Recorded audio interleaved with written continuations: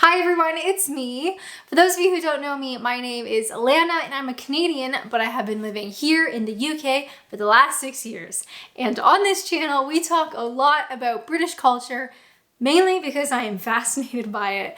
But today we are going to put my knowledge to the test. So I found a British culture quiz that I thought we would try, and hopefully my results won't be too embarrassing. If you like this video and you want to see more videos of what it's truly like being a foreigner living in the UK, please consider subscribing.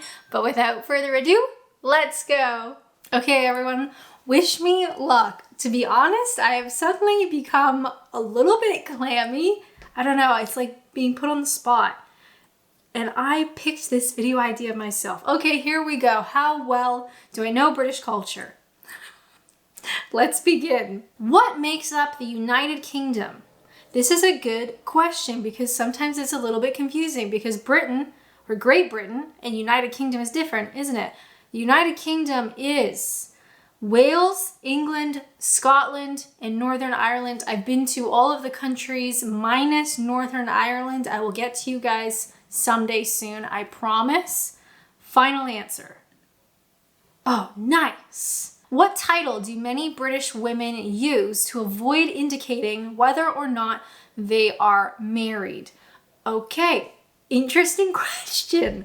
It's obviously not Mrs., so it's either Miss, like I read Miss and Miss the same. Typically this though, I think Miss has a connotation that you're quite young. So I'm gonna say the other Miss. Beautiful. What is the minimum compulsory school leaving age in the UK? This one always surprises me. It is 16, I'm pretty sure. My first job here in the UK, I did administrative stuff, like data entry and data analysis type business at a college. College in the UK is quite different to college back in Canada, which is also quite different from college in America. The idea of leaving school at 16 is bonkers to me because in Canada, you stay in high school until you're like 18. I know you have to still stay in some type of schooling at 16. Anyway, I should just submit my answer, shouldn't I? Correct. Yes, this is what I was talking about. So from 18 to 16, young people in England have to remain in some sort of education. So either at school, at college, or you start an apprenticeship or a traineeship, which I totally agree because I think at 16, you are stupid. No offense, I was stupid, you were probably stupid, and 16-year-olds nowadays are stupid. Please stay in school for a couple more years, okay? You got no idea what you're doing. What do the British celebrate on Bonfire Night on the 5th of November? That is the failure of Guy Fawkes to blow up the King and Houses of Parliament. Say what you will about the Brits, there is something that is deeply interesting about Bonfire Night and how some towns and villages and things will even have like an effigy, like a burning fake body on a bonfire. I can safely say I've never seen that in Canada before. Beautiful. I didn't realize it was 1605. Wow, you guys have been celebrating Bonfire Night since 1605. That's a long time. This is a very interesting question. As a immigrant, which of the following nationalities has the largest number of UK residents? Irish, Polish, Indian. I have no idea. Do you guys know? Is this common knowledge? I really don't know. You'd kind of think, well, Irish, they're right next door. But I feel like I know more people of Indian descent than Irish. I really don't know. I'm going to say Indian, to be honest. This is a punt, though. I really don't know.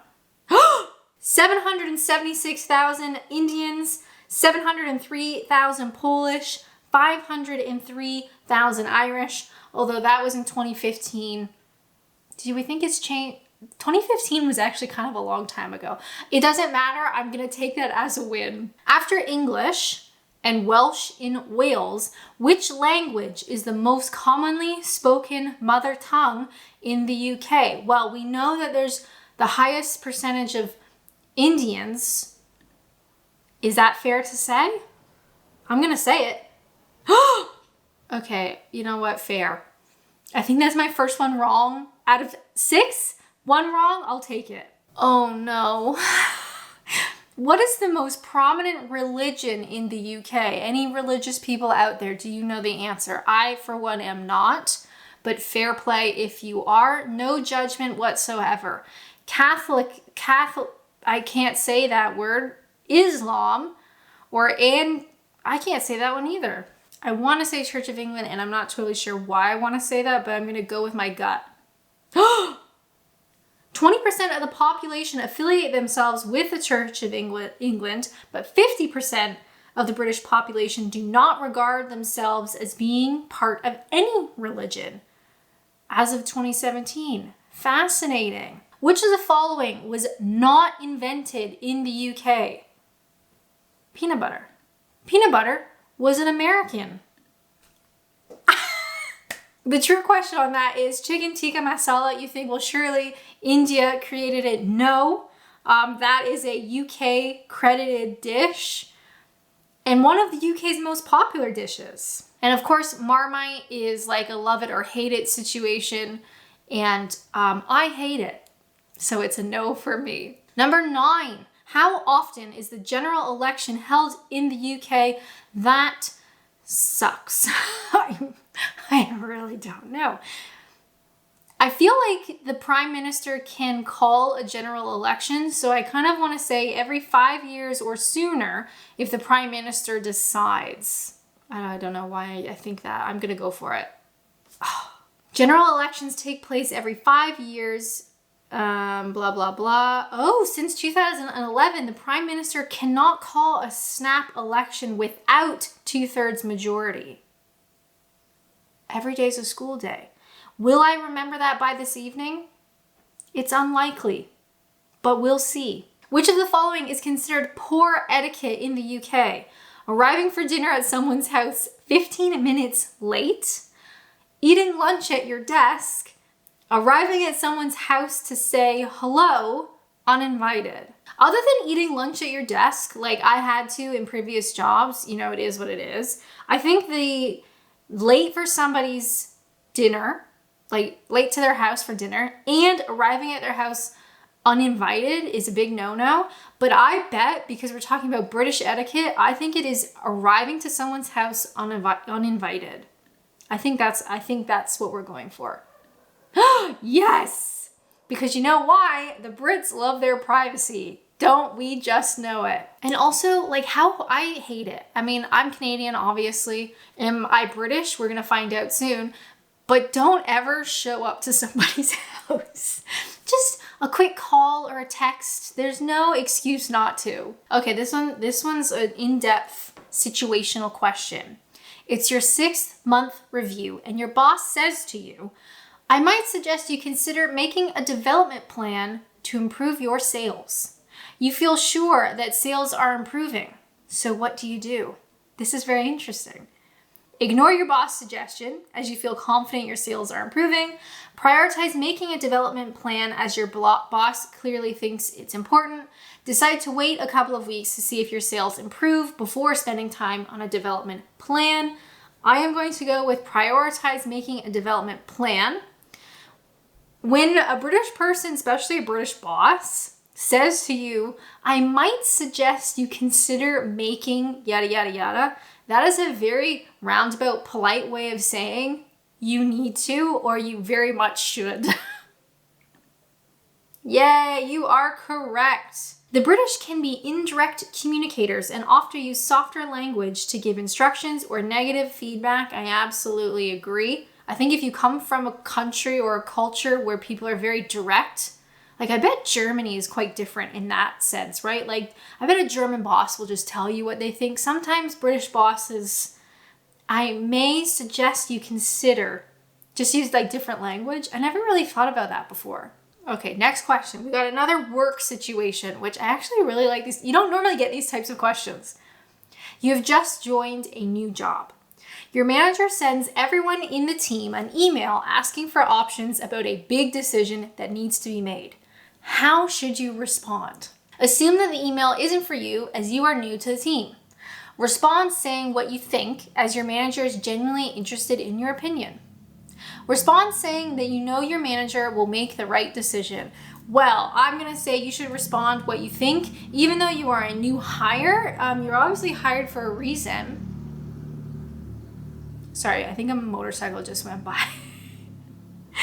Saying nothing is a bit rude. Definitely don't say your manager will make the best decision, because that's a kiss ass and nobody likes them. Give your honest opinion. That's what I'm going to say. Nice. You were in a meeting with your British team and the debate starts to get quite heated between two team members who start to raise their voices in anger. What do? Panic. I don't like conflict. Tell them who you think is right. Make a joke to break the tension. Ask them to continue the conversation after the meeting. Realistically, it kind of sounds like they're fighting about the meeting. Oh no, I guess they're debating something. I guess just ask them to continue it after the meeting. It's not appropriate to get really heated in a business meeting. I would say ask them to continue that elsewhere. Realistically, I would probably try to make a joke to break the tension, because that is like my knee-jerk reaction.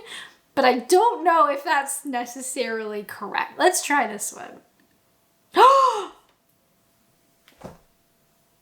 I was right. My gut instinct was right. Humor is often used in British workplaces, particularly to break the ice or diffuse conflict. Oh my God, Alanna, just go with your gut. You bump into a business acquaintance who says, "We should meet for a coffee soon." What does this mean?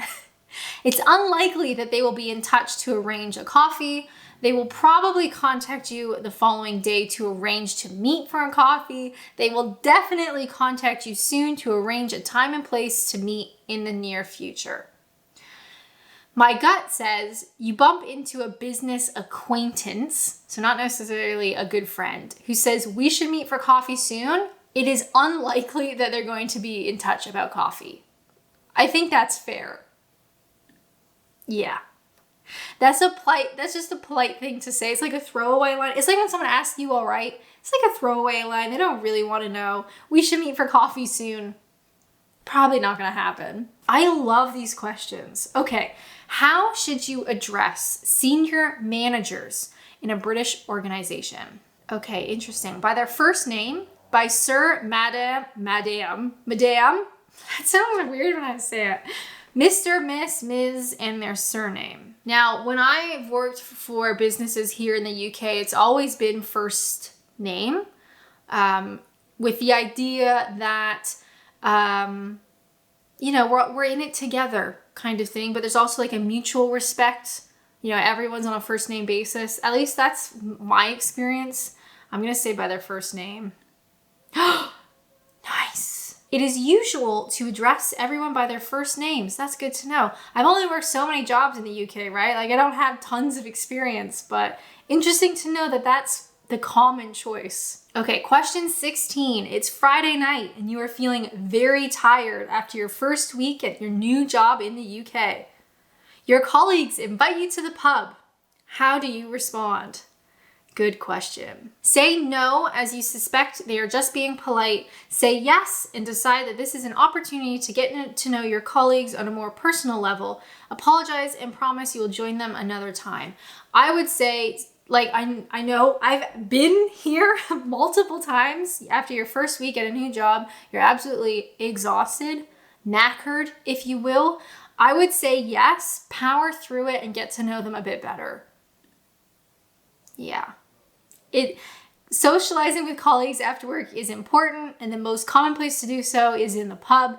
It is certainly a great way to get to know colleagues. Even if you are exhausted, just go for one drink, see how it goes. Maybe you end up staying for later. Maybe you end up having a meal together. Who knows? But definitely, I would definitely recommend accepting work parties or work pub trips or just hangouts at work 100%. Your manager asks, "Do you have a second?" When you are in the middle of something important, been there, done that. How should you respond? Ask if you could come back to them later when you have finished what you were working on. Tell them you are busy. Understand this is something important and say yes, of course. Pretty much yes, of course. Yes. British people often use a question to frame an instruction. So when your manager says, do you have a second? What they're really saying is, I need you to have a second right now because I need to tell you something or I need to ask you something and it needs to be right now. I don't know about you guys, but I'm really liking these questions. I like that they're not like facts about the UK. It's more like situational questions of situations. They're questions about real life, which I really like. Anyway, next question. When meeting a British business partner for the first time, what should you talk about? Ask if they have any children, and if so, ask to see photos. No, that's creepy. Make small talk about trivial things such as the weather or your journey to the meeting. Don't initiate any conversation, but let your partner take the lead. Now, I don't really know what this business partner is or why you have this business partner, but we know the Brits like small talk. They like talking about the weather. They like talking about traffic or your train journey or what have you. So I would say start off with small talk. Yes! Mastering the art of small talk will help you with everyday interactions in the UK. Like humor, small talk is used to avoid talking about more serious or personal subjects. Perfect. I absolutely love it. And I totally agree. How's the weather, eh? I am actively sweating. I hope you guys can't notice. I hope you guys can't notice. I hope you guys don't notice how absolutely sweaty I am. I can't wait for the autumn, to be honest. Next question. Which of these is best avoided during a business meeting with British partners? Okay. What is best avoided? Making strong eye contact, folding your arms, or nodding your head occasionally? Well, we know nodding your head is pretty good. Do we want to say strong eye contact because the Brits don't want you staring at them? Or, I mean, folding your arms can be quite a negative body language. I'm going to say making strong eye contact. No. Maintaining firm eye contact and nodding your head, show the speaker you are listening. I guess I thought when they're talking about strong eye contact, you're looking at them, you're not blinking, you're getting a bit creepy. That's kind of what I was picturing, but I get what they mean. Folding your arms is also kind of weird too. Okay, you have been invited for dinner at a colleague's house at 7 p.m. What time should you arrive? 7 p.m. on the dot, a few minutes before 7 p.m. or around 7:15. Okay, well, you don't want to be late because it's rude, but you also don't want to be early because that's rude. I'm going to say 7 p.m. on the dot. Being a little late for social engagement is acceptable and even expected in the UK, but don't be too late. I guess 7:15 isn't late enough to be rude. Fair. All right, I get it. Fair. Hey, 15 out of 20. Not bad. Not great, but not bad. Is it safe to say that I could pass as a British person? Or have I assimilated enough into British culture? Or do I understand British culture? I would say not 100%, but I feel like I've got a pretty good handle. And I honestly think that is largely due to A, the amount of time that I've been here, but also working in like a business office type environment is like, honestly, one of the most helpful things to understand British culture, like in the wild. That is so lame to say, but does that make sense? If you like this video and you want to see more videos, which would be totally awesome, why not check out this one where I do a different quiz trying to guess British accents. But as always, thank you guys so much for watching, and until next time, bye!